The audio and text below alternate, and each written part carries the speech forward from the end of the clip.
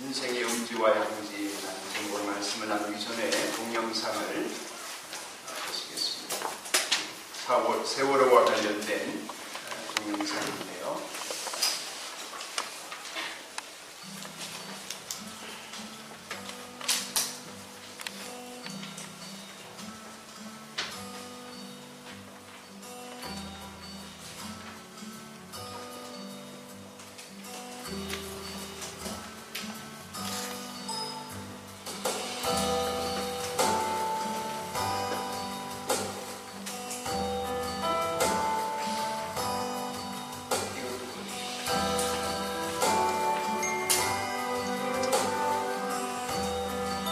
글씨가 작아서 우리 어르신들이 잘 안 보이겠습니다.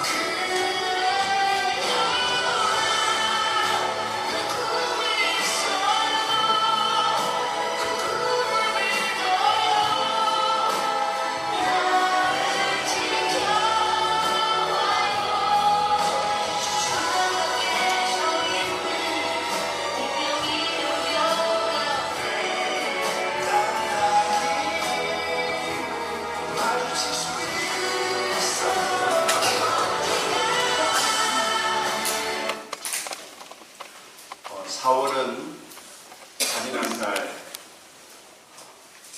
엘리엇은 이렇게 표현했습니다. 4월은 가장 잔인한 달. 사람이 죽어가는 초토에서 라일락 향기를 키워내고 추억과 욕정을 뒤섞으며 봄비로 잠든 뿌리를 깨운다. 겨울은 오히려 따뜻했다. 좀 난해한 황무지라는 영국의 극작가시 T.S. 엘리엇의 시입니다. 4월은 왜 가장 잔인한 달인가에 대해서 해석이 많습니다만은 어쨌든 저는 이 4월이 너무 슬픕니다. 문학을 전공한 저는 문학을 전공했기 때문이기도 하지만 이 4월 한 달에 여러 가지 정서적으로 또 인생에 대한 괴로움을 다시 한번 좀 느끼게 되는 시간을 보내고 있습니다. 지난 주간에는 양철북이라고 하는 우리에게도 잘 알려진 영화도 되고 연극도 하고 있는 희곡을 쓴 독일의 극작가 빈터 그라스가 별세했습니다. 정치, 경제, 사회, 문화 모든 영역에서 좋은 메시지와 탁월한 그런 지도력을 보여준 작가가 돌아가셨습니다. 세월호 일주기 진상규명을 하라고 애를 쓰고 있습니다만은 그러나 특별한 노력이나 의지의 결과들이 보이지 않은 채 1년이 지났습니다. 이것 때문에 국론이 많이 분열되고 있습니다. 한쪽에서는 돈 그만큼 받았으면 됐지, 이제 그만하자, 잊고 좀 새롭게 살자, 뭐 더 받으려고 그러냐. 한쪽에서는 우리가 돈 보고 이러느냐, 억울한 사정 몰라주고 이렇게 매도해도 되냐, 억울해하고 있습니다. 이 일을 조정할 지도력은 보이지 않습니다. 진상규명은 현재로서는 굉장히 어려워 보입니다. 이게 안 되면 우리나라는 별 소망이 없다, 저는 그렇게 생각하기 때문에 반드시 진상규명이 될 수 있도록 대통령 시행령을 바꿔야 합니다. 이를 위해서 우리가 기도해야 할 것입니다. 교회 장로로 계시던 성환종이라고 하는 분이 이전에 저는 몰랐습니다만 자신의 억울함을 호소하며 자살을 했습니다. 그 후폭풍으로 이 사건이 더더욱 우리에게 잔인해지고 있습니다. 우리나라에는 큰 위기로 또 한 번의 기회가 왔다. 저는 그렇게 하나님 앞에 감사하며 기도하고 있습니다. 이 기회를 이 나라를 새롭게 하고 정치를 개혁하고 다음 세대에게 좋은 나라를 물려줄 수 있는 계기로 삼아야겠다 생각합니다. 노사정회의가 결렬이 되었습니다. 그래서 이 나라의 미래가 더욱더 암담해 보입니다. 지금 우리가 골든타임이 얼마 남지 않았는데요. 교회도 그렇습니다. 교회도 골든타임이 얼마 남지 않았다 그러는데 노사정회의 결렬로 기업은 양보할 기회를 잃어버렸고 노동자들은 더 과격하게 투쟁할 명분을 얻었고 연금개혁은 비롯해서 여러 가지 개혁들은 제자리 걸음을 걷고 있습니다. 대통령은 경제를 살려서 나라에 기여하려고 하지만 모든 상황은 거꾸로 가고 있는 것 같습니다. 저널리즘들이, 언론들이 부정적이고 비판적이라고 하는 것을 아무리 감안을 해도 현재의 현실이 언론의 보도만으로는 너무나 암담하고 또 슬프기 때문에 백성들의 마음이 착잡합니다. 그래서 지금 우리는 엄지를 지나고 있다 이런 느낌을 떨쳐버릴 수가 없습니다. 햇빛이 비춰지지 않는 엄지 말이죠. 여러분은 어떠십니까? 여러분의 인생은 지금 따뜻한 햇살이 드는 양지 같습니까? 아니면 어둡고 칙칙한 그래서 엄습하는 양지가 아니라 엄지 속에 있는 것 같습니까? 우리들은 하나님을 믿기 때문에 모든 일들이 하나님과 관련이 있다고 봅니다. 저는 그렇습니다. 여러분도 그렇습니까? 아닙니까? 하나님과 별로 상관없는 일들이 지금 벌어지고 있습니까? 여러분의 인생을 내가 혼자 살아가고 내가 결정하고 내가 내 마음대로 사는 것 같지만 사실은 하나님과 밀접한 관련이 있고 하나님의 섭리가 어느 우리 모든 것을 변화시켜 가시거나 나의 이 어렵고 힘든 일조차도 선하게 사용하려고 역사하고 있습니다. 한번 이렇게 점검해 보십시오. 여러분 좀 인생을 사신 분들은 돌아보시면 특별히 예수님을 믿은 지 좀 오래되신 분들은 돌아보시면 확실히 알 수 있는 것이 뭐냐면은 내 인생이 하나님과의 관계에 어떠함에 내 실질적인 육신의 생활이 좌지우지되고 있는 것을 느끼실 수가 있을 것입니다. 아니 확인할 수가 있을 것입니다. 하나님과 나 사이에 거리가 생기고 하나님이 좀 껄끄럽고 예배당에 나오면 목사나 교회 성도나 예배드림 자체가 너무 부담되고 힘들면 그러면 내 인생이 그만큼 내 육신의 생활이 괴롭고 힘든 중에 있을 것입니다. 반대로 하나님 사이가 내가 하나님과 가까움을 느끼고 하나님과 친밀하면 거기에 따라서 우리의 삶이 굉장히 복되게 운영되어지고 있음을 느낄 수 있을 것입니다. 나라를 봐도 그렇습니다. 하나님과의 우리 민족이 나라가 교회가 핍박을 받을 때 나라가 핍박을 받고 어려웠습니다. 20세기 초반에 그랬습니다. 교회가 부흥이 되어지고 교회가 하나님 앞에 열심을 품고 기도할 때에 나라도 부흥이 되어졌습니다. 20세기 중후반이 그랬습니다. 교회가 침체해지고 교회가 교만해지고 교회가 하나님을 떠나니까 나라가 힘들고 괴롭고 갈 길을 몰라 방황하고 있습니다. 21세기 들어와서 그렇습니다. 제 개인의 삶을 봐도 그렇습니다. 하나님과 밀접한 관련이 있습니다. 나라만 그런 것이 아니고 개인의 삶이 그런 것이 아니라 제 삶을 보면 분명하게 그런 것이 드러납니다. 모든 영역에서 그렇습니다. 제가 지난번 교회를 사임하고 어려움 속에서 정신적으로나 육체적으로 또 가정적으로나 개인적으로 굉장히 힘들어져 있을 때를 생각하면 캄캄한 밤이었고 또 그늘진 응달과 같았습니다. 모두가 제가 연락하는 것도 꺼려하고 또 연락을 하지도 않고 뒤에서 수군대는 일들이 많았지요. 만약 그렇게 어려울 때에 엄지에 있을 때에 제가 낙심하고 실망하고 좌절하면 길이 없었을 것입니다.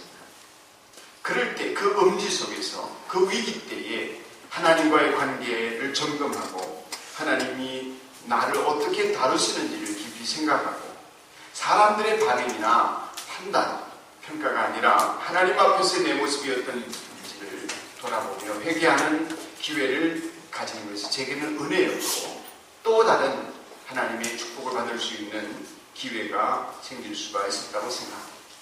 저는 그 당시에 교만했고 또 하나님과의 관계에서 죄 가운데 빠져서 죽어가고 있었던 제 모습이 보여졌고 그때 지혜를 구하고 그때 은혜를 받고 그때 하나님이 주시는 길을 내가 걸으려고 하는 마음을 품지 않았다면 저는 제 목숨이 살아있으나 죽은 것이었고 어쩌면 육체는 죽어가고 또 죽었을 수도 있다고 생각을 합니다.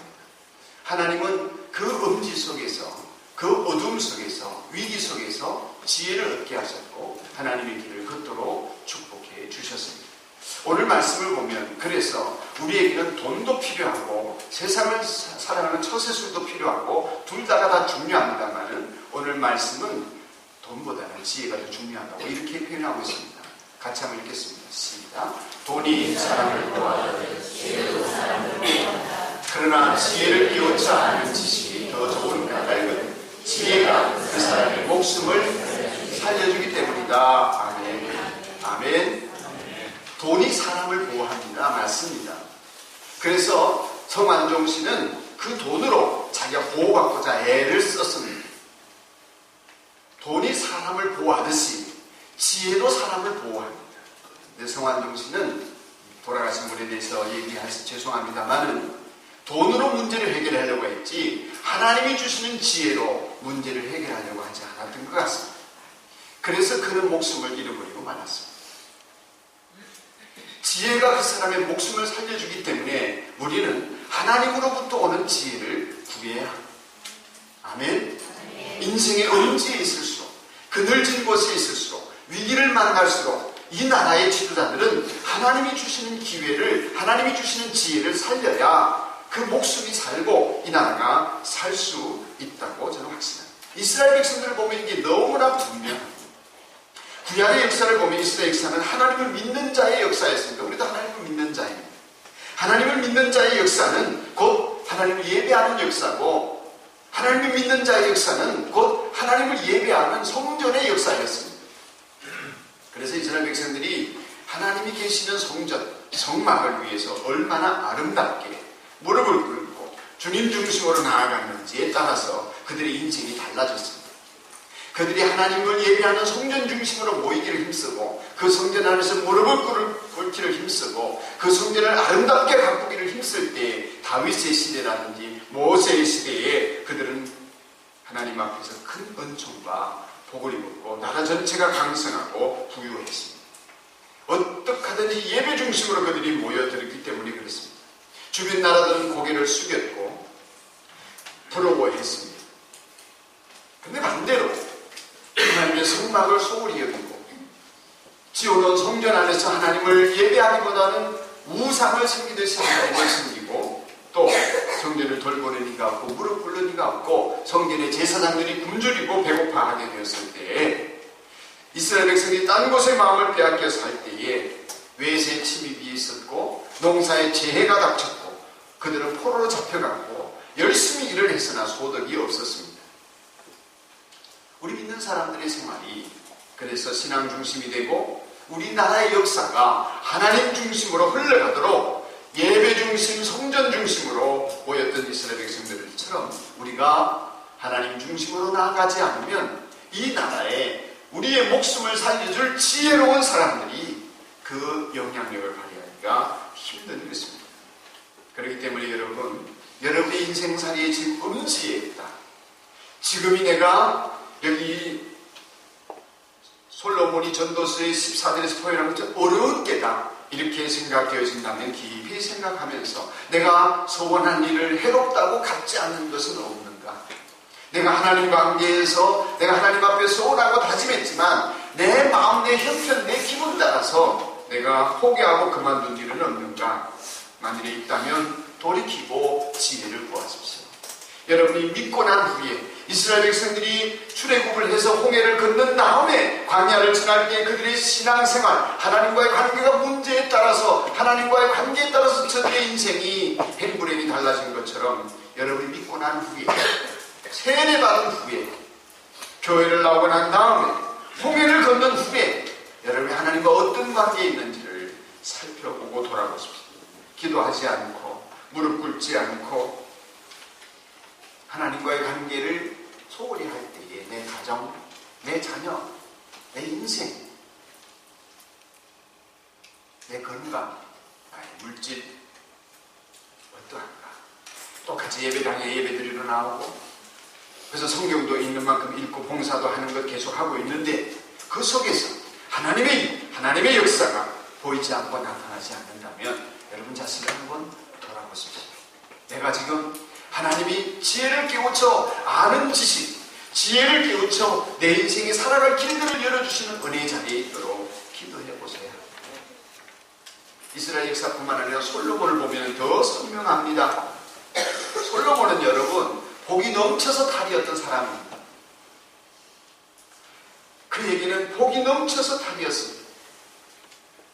솔로몬의 처음의 인생은 물론 왕자로 태어났지만 그렇게 행복한 인생은 아니었습니다. 아시는 대로 여러분, 솔로몬은 밧세바라고 하는 여인의 아들입니다. 그는 왕위 계승 서열로 보면 도저히 왕위를 이어받을 수 있는 사람이 아니었습니다. 그냥 첩의 아들로서 살다가 그냥 자기 몫의 그냥 삶을 살 수밖에 없는 그런 존재였으나 여러 가지 승리 가운데 음지에 태어난 그를 하나님이 양지로 이끌어냈습니다. 그래서 다윗의 왕권을 이어받게 해주십니다. 그리고 그 당시에 그는 젊은 솔로몬은 하나님 앞에 지혜를 구하면서 인생을 가장 찬란한 때를 보낼 수 있도록 축복을 받습니다. 아버지 다윗도 그를 축복해 줬고요. 그리고 어떻게 이 왕권을 잘 이어가야 될지에 대해서 다윗이 여러 모양으로 코치를 해줬습니다. 그래서 처음에 솔로몬은 그렇게 양지를 맛보면서 왕이 되었습니다. 그러나 그것이 얼마 가지 못하지요. 양지에 있을 때에, 좋을 때에 기뻐하며 감사하며 겸손하며 하나님과 동행해야 하는데 스스로 교만하여서 하나님을 멀리하자 그 일로 인해서 오히려 이 양지 때에 하나님을 거역한 그가 제가 볼 때는 저주라는 저주는 혼자 다 받는 것 같습니다. 나라는 둘로 나뉘어지고요. 온 나라는 우상숭배가 가득하게 되고요. 자식들은 서로 뿔뿔이 흩어져서 싸움박질하게 되고 가장 비참한 사람으로 전락하고 말았습니다. 그렇게 음지에서 가장 비참한 지경에 말년을 보내면서 기록한 책이 전도서 오늘 본문의 말씀입니다. 그걸 새겨들어야 합니다. 우리 인간적인 눈으로만 보면 솔로몬이 하나님을 버리고 떠난 것 같습니다만 그러나 하나님 입장에서 생각해보면 하나님이 솔로몬에게 주신 은총을 끊어버리고 있습니다. 그럴 때 솔로몬은 그와 같이 비참해졌습니다. 그와는 달리 요셉의 인생을 보면 조금 다릅니다. 요셉은 양지에서 시작합니다. 남들이 누리지 못하는 호사를 누리면서 어린 시절을 보냅니다. 형들은 다 양들이 거름 냄새를 맡으면서 객지에 나가서 양치며 수고하는데 요셉은 채색 옷을 입고 꽃가옷, 색동옷을 입고 아버지 옆에서 호와 호식을 누렸습니다. 그러나 얼마 있다가 17살에 음지를 경험합니다. 30살까지 13년 동안 그는 팔려갔고 노예가 되었습니다. 그런데 그 음지에서 하나님과 동행합니다. 깊이 하나님을 묵상합니다. 원망 불평하지 않습니다. 모든 되어진 일들 속에서 하나님이 저와 함께 하심을 믿고 갑니다. 그 음지에서 깊이 생각하고 또 생각하는 속에 하나님과 동행했더니 양지가 되어졌습니다. 하나님 앞에서 큰 복을 받고 그 속에서 출세합니다. 사랑하는 여러분, 여러분이 지금 학생의 때를 보내고 있는 어린이들, 청소년들, 어려운 때입니다. 돈이 없어서도 어려운 사람이 있지만 공부를 해야 되는 것 때문에 어렵고 공부가 잘 안 돼서도 힘들 수 있습니다. 만약 여러분들이 그렇게 공부해서 좋은 대학을 가게 된다면 인생의 양지를 맞이할 수 있을 것입니다. 그러나 그것이 양지든 음지든 그 속에서 여러분이 공부해야 될 때 공부하고 어려울 때 낙심하지 아니하고 하나님 앞에서 여러분의 인생을 깊이 있게 생각하면서 기도하고 감사할 수 있다면 요셉이 어려울 때 하나님과 동행하면서 그 어려운 시절에 하나님과 동행하는 믿음을 재료로 해서 양지를 만들어 주신 것처럼 여러분의 인생에 하나님이 복이 오게, 좋은 날이 속히 오게 만들어 주실 것입니다. 어떻게 살고 싶습니까? 여러분, 하나님을 믿는다는 것은 그저 교회 다닌다 이게 아닙니다. 그렇죠? 성경 말씀 몇 말씀 듣는다 이런 차원이 아니지 않습니까? 지금이 음지입니까? 양지입니까? 좋은 때입니까? 어려운 때입니까? 잘 생각해 보라고 했습니다. 오늘 솔로몬은 잘 생각해 보라고. 하나님이 하시는 일 같이 한번 읽겠습니다. 시작. 하나님이 하시는 일을 생각해 보라. 하나님이 베풀어 오신 것을 보라. 아멘. 하나님이 하셨다고 믿고 겸손하게 양지에 몸을 던지, 하나님이 하셨다고 믿고 소망 가운데 음지에 몸을 던지, 여러분 그 믿음 가운데 하나님이 지금 나를 다루시고 계신다 하는 확신과 믿음 속에서 여러분의 인생을 살아가셔야 할 것입니다. 근데 우리는 꼭 당해야 깨닫죠. 좋을 때에 겸손하게 하나님이 하셨습니다. 이렇게 하면서 하나님과 동행하면 좋겠는데 꼭 당해야 깨닫습니다. 그래서 하나님이 우리가 지혜롭게 살도록 깨우쳐 주시는 방법이 뭐냐 하면은 어쩔 수 없이 하나님이 물질을 없앤다든지 사건과 사고가 생긴다든지 물질이 나갈 때는 그냥 나가지 않고 꼭 소리를 지르고 나가지 않습니까? 나와 못 지내겠다. 그렇게 안 당해야 되는데 믿음이 있다고 하면서도 하나님 뜻대로 안 나가니까 결국에는 문제가 일어납니다. 그 속에서 물질로나 자식에게나 자기 자신에게나 음지가 찾아올 때에 그때에 우리는 비로소 깨닫습니다. 저 역시 그랬습니다. 비로소 깨닫고 그 음지에서 하나님의 때를 기다리며 양지를 지향하게 되더라고요. 그러니까 그리스도인들에게는 믿는 사람이나 하나님의 백성들에게는 양지라고 해서 좋기만 하지 않고 음지라고 해서 나쁘기만 하지 않습니다. 아멘? 어떤 태도냐, 하나님과의 관계가 어떠냐 여기에 달려있습니다. 하나님이 우리에게 음지를 주시는 것은, 어려운 때를 주시는 것은 미워서가 아니라 사랑하시기 때문에 더 믿음으로 살라고 그렇게 하시는 것입니다. 믿는 사람, 하나님의 자녀이기 때문에 그렇게 하시는 것입니다. 그러기에 예수 믿는 사람에게는 이 좋은 때나 어려운 때나 음지나 양지나 별 상관이 없습니다. 하나님과의 관계에만 서 있으면 그 모든 것이 복이 되는 것입니다. 그래서 바울 사도는 로마서에서 이걸 깨닫고 이렇게 말했습니다. 같이 한번 읽겠습니다. 시작. 하나님을 사랑하는 사람들, 곧 하나님의 뜻대로 부르심을 받은 사람들에게는 모든 것이 서로 협력해서 선을 이룬다는 것을 우리는 아멘, 아멘, 아멘이지요. 아멘입니다. 하나님을 사랑하는 여러분이라면, 하나님과의 관계 속에서 있는 여러분이라면 그 속에서 일어나는 일이 음지의 일이든 양지의 일이든 지금 좋게 되어지는 일이든 어렵게 되어지는 일이든 그 속에서 하나님은 모든 것이 합력하여서 나에게 좋은 것 되게 역사하여 주신다. 할렐루야. 그래서 음지에서 오히려 하나님의 영광을 드러내고 음지에서 오히려 복음을 증거하는 역사가 더 크게 일어나게 하신다. 내게 어려운 날이라는 이 시간들을 통해서 회개하고 나를 정결하게 하실 때에 복의 통로가 되게 하셔서 하나님의 역사를 나타내십니다. 그러니까 어려움이 닥칠수록 더 바르게 사는 것이 가능해지고,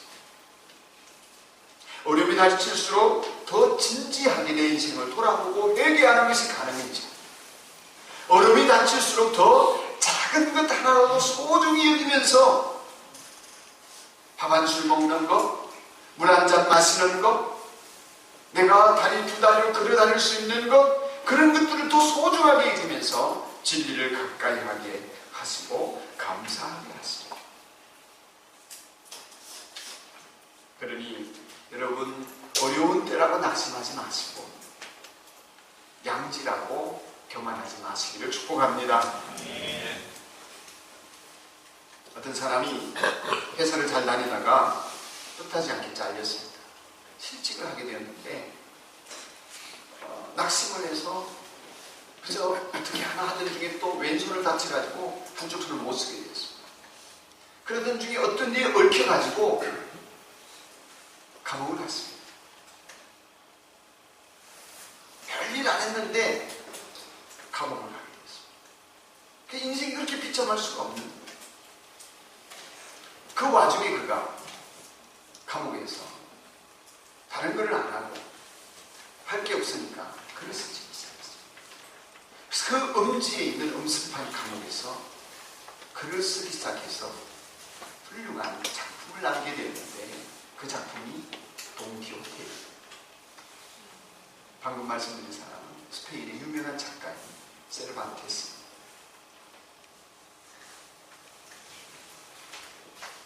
생사화복을 주장하시는 하나님을 믿는다면 내 인생은 하나님을 사랑하는 내가 하나님의 사랑을 받고 있기 때문에 내 인생 어려울 때를 돌아보며 여전히 기도하는 다니엘처럼 산다면, 감옥에 gat혀서 오히려 하나님을 가까이 하는 요셉처럼 산다면 그것을 재료로 삼아서 하나님이 미래에 형통할 준비를 하고 계시고 내 미래의 아름다움을 창조하고 계십니다 하는 것을 믿고 더욱더 주님과 동행하십시오. 그러기에 요즘 같은 이런 봄날에는 심어야 합니다. 내 인생의 음질 때에, 어려울 때에 하나님과의 관계를 잘 심어가야 하듯이 심어야 합니다. 그렇게 심어야 또 여름에 땀을 흘리고 거두어지는 것이 없어도 걸음을 주고 북을 돋우고 잡초를 뽑아내며 내가 고생을 해야 합니다. 그래야 가을이 되면 별일 안 하지만 거둘 것들이 있습니다. 나는 하나를 심었는데 열을 거두고 백을 거두게 됩니다. 우리 청소년들이나 어린이들 지금 봄날에 아무것도 없는 것 같아도 열심히 심어야 합니다. 지식을 습득하고 좋은 버릇을 기르고 인생을 어떻게 살지 꿈을 키우고 손에 쥐어지는 것이 없어도 여름철 땀을 뻘뻘 흘리지만 열심히 북을 돋우어야 합니다. 잡초를 뽑아내야 합니다. 그렇게 청소년 시절을 보내야, 그렇게 20대를 보내야, 최선을 다해서 학창시절을 보내야 30대 땀을 흘려야 40대, 50대에 거둘 것이 있습니다. 가을이 되면 거두게 되고 겨울이 되면 별일 안 해도 배가 부르게 됩니다. 생각할 것은 하나님 믿음 생활, 하나님과의 관계에서 믿음 생활을 하는 저나 여러분은 아무나 하나님이 고난을 주고 아무나 하나님이 고생을 시키고 엄지를 겪게 하시는 것이 아니라는 생각을 한 번쯤 해볼 필요가 있습니다. 하나님의 특별한 은총 속에 있는 하나님의 백성들은 하나님의 사랑받는 자식들이기 때문에 엄지를 통해서도 온전하게 만들어 간다는 것을 기억하고 꾸준히 하나님 곁에 머물러 있어봐야 합니다. 정말 나는 죽을 것 같다면 고생을 하고 계시는 분들이 계시다면 그래봤자 천국 가지 않습니다.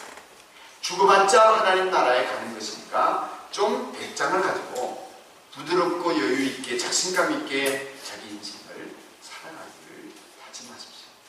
하나님이 지켜보고 계시지 않습니까? 하나님의 역사가 시작되도록 하나님 곁에 머물러 계시고 하나님 앞에 머물러 계십시오. 비록 너무너무 인생의 수렁을 지나가고 있는 것 같은 고통이 있다 할지라도 말이죠. 하늘에 미리 떨어져 죽어야 합니다. 하늘에 미리 떨어져 죽으면 많은 열매를 맺는다 그러셨습니다. 여러분, 하늘에 미리 떨어져 죽는다고 하는 것은 없어지는 것이 아닙니다. 없어지는 것이 아니라 다른 사람의 유익이 되기 위해서 자기를 비우는 것이 죽는 것입니다. 죽으라고 하는 것은 내가 죽겠다고 소리치지 말고 조용히 남을 위해서, 조용히 하나님 나라를 위해서 할 바를 행하는 것이라. 기도 자리에 있고, 예배 자리에 있고, 섬기는 자리에 있고, 말씀 읽는 자리에 있고, 회개하는 자리에 있고. 왜 나만 이렇게 죽을 고생을 하느냐고 투덜댈 것 같으면 차라리 하지 말라는 것입니다. 죽어라. 죽으면 열매는. 나 이렇게 사니까 알아달라 요구할 필요도 없고 고함칠 필요도 없습니다. 요즘 새벽기도 하는데, 제가 옛날에는 새벽기도를 목사이기 때문에 또 예배당에서 성도들을 더 많이 기도하게 하기 위해서 이런 마음이 컸습니다. 요즘 새벽기도하는 제 마음은 그렇습니다. 누가 알아주든 알아주지 않든, 한 사람이 오든 10사람이 오든 하나님 앞에서 이것을 누가 내 기도하는 것을 알아주고 이런 것이 아니라 하나님과의 관계에서 내 자신을 돌아보기 위해서 내가 하나님 앞에 있다. 또 우리 성도들도 그렇게 하나님 앞에 있으면 좋겠다. 그래서 이런 마음 이상도 이하도 아니게 그렇게 하나님 앞에 서있을 두고 요즘은 애를 쓰고 있습니다. 나를 죽이고 싶은 자리, 그 자리가 새벽기도의 자리. 하나님을 눈 보고 죽으라고 하십니다. 하나님이 이 땅에 떨어져 죽어야 열매를 맺는다는데 누구 보고 죽으라고 하십니까? 누구 보고 음지에서 하나님을 바라보도록 하십니까? 하나님 아무한테나 그러시는 것 같지는 않습니다. 그것만 알면 됩니다. 하나님이 나를 주목하여 나를 위하여서 이러고 계신다고 하는 것만 여러분이 깨달을 수 있다면 놀라운 일들이 여러분의 인생에 펼쳐질 수가 있습니다. 한번 요것만 얘기하고 마칠까 합니다. 여러분, 지금 어떤 배가 다시스로 가고 있습니다. 이스라엘의 항구를 출발했습니다. 요빠라고 하는 항구에서 스페인으로 가고 있습니다. 그러니까 요빠, 이스라엘에서 스페인까지 가는 이 배는 지중해를 거슬러서 가야, 가로질러서 횡단을 해야 하고, 그 배에 많은 사람이 탔습니다. 그 중에서 하나님이 주목하고 계시는 한 사람이 탔습니다. 누굴까요? 네? 요나. 구약에 나오는 선지자 요나가 스페인으로 가는 그 배를 탔습니다. 원래는 그 배를 탈 계획이 아니었습니다. 원래는 어디로 가는 배를 타야 했냐면은 이란으로 가는 배를 타야 했습니다. 이란으로 가는 배를 타서 흑해를 건너서 지금의 터키 지방에 그쪽으로 올라가야 되는데 지금 스페인으로 가는 배를 탔습니다. 왜 그랬습니까? 꼬장을 부리고 있는 것입니다. 하나님이 하신 명령이 싫은 거예요. 바벨론으로 가서 그 바벨론 성을, 니느웨 성을 회개시키는 게 싫은 것입니다. 저 니느웨 성은 망해야 되는데, 구원 얻으면 안 되는데, 내가 가서 메시지를 전하면 저들이 회개하고 구원받을 테니까 싫다는 것입니다. 그래서 다시스로 도망갑니다. 근데 여러분, 그 다시스로 가는 배 안에 요나 말고 얼마나 많은 죄인들이 타고 있었겠습니까? 요나보다 죄 많은 사람들이 수두룩했겠지만 하나님은 요나 외에 관심이 없었습니다. 요나 그가 회개하고, 요나 그가 하나님 음성을 듣고, 요나 그가 바다에 뛰어내려야 하고, 그래야 상황이 종료가 됩니다. 풍랑이는 바다가 잔잔해질 수 있습니다. 여러분의 가정 안에 많은 식구들이 있고 친족들이 있지만 하나님이 주목해 보시는 여러분 한 사람이 하나님 앞에 어떻게 사느냐, 하나님은 그것에 관심이 있으십니다. 이 나라에 많은 기관 단체들이 있지만 오늘 하나님의 백성이 머물고 있고 예배드리고 있는 이 산돌교회, 이 교회가 하나님 앞에 어떻게 하나? 주변에 우리 교인들보다 죄 많은 사람들이 수두룩하지만 내가 회개하고 우리 교인들이 회개하지 않나? 하나님은 요나 외에 관심이 없듯이 요나만 깨어 일어나면 되듯이 우리를 깨우려고 하십니다. 누구 때문에 풍랑이 일고 누구 때문에 사업이 어려워지고 그렇습니까? 요나 때문입니다. 그러니 요나가 회개하면 되는 것입니다. 그런데 우리는 회개해야 될 요나의 입장에 있으면서 예수님 원망하고 하나님 원망하고 다른 사람 손가락질하는데 급급하느라 배 밑창에서 시간 낭비, 세월 낭비하고 있지는 않는가 말이지. 남몰래 떨어져서 조용히 죽어지는 하나의 미랄이 되기를 원하시는 아버지의 마음을 모르기 때문에 어리석게 살고 있지는 않다. 요셉이 나 이렇게 고생한다고 소리치지 않았습니다. 나 알아달라고 고함치지 않았습니다. 주변 사람들이 자기를 모함해도 시종장들이 나 너 잘 봐줄게 해놓고 잊어버려도 나중에 하나님이 설명이 되도록 해주실 줄로 믿었습니다. 나중에 형들이 알아서 하나님이 축복하셨음을 보고 무릎을 꿇고 빌지 않습니다. 하나님이 안 계신다면 내가 설명해야 되고 내가 변명해야 되고 내가 말해야 되지만 내가 고함쳐야 되지만 하나님이 계시다면 내가 있습니다. 4월에 모심기를 하면 10월달에 거두게 하십니다. 여러분에게 지금 인생의 엄지에서 너무나 억울하다, 분하다, 힘들다, 괴롭다, 고통스러울 때 하나님과의 관계를 회복하게 되기를 축복합니다. 그 엄지가 양지가 되는 주류가 될 것입니다. 지금 양지에 계시다면 나 너무 좋다, 잘 된다 하기 이전에 하나님께 감사하죠. 하나님께서 행하시는 일들을 기대하며 계속해서 그 양지의 때를 길게 누리게 되기를 축복합니다. 기도